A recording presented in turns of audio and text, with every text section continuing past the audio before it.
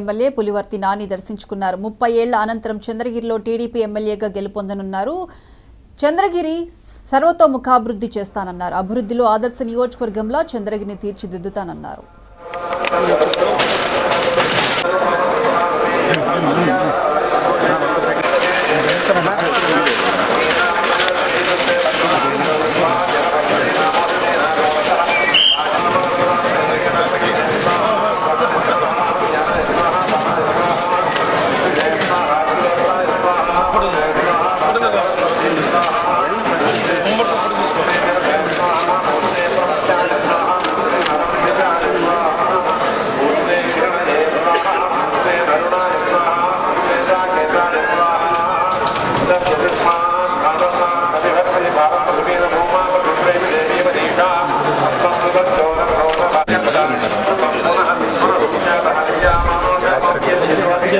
ప్రజా పరిపాలన వచ్చింది.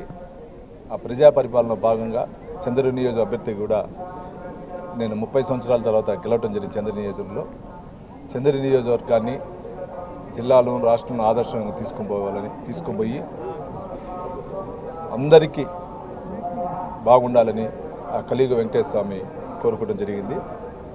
చంద్రగిరి నియోజకవర్గాన్ని అభివృద్ధి బాటలో తీసుకునేదానికి కూడా నాకు సహకారాలు ఇవ్వాలని స్వామివారిని కూడా కోరుకోవడం జరిగింది.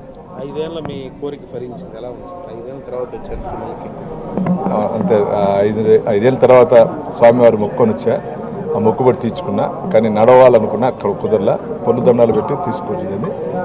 ఎనలేని తృప్తి అనుభూతి.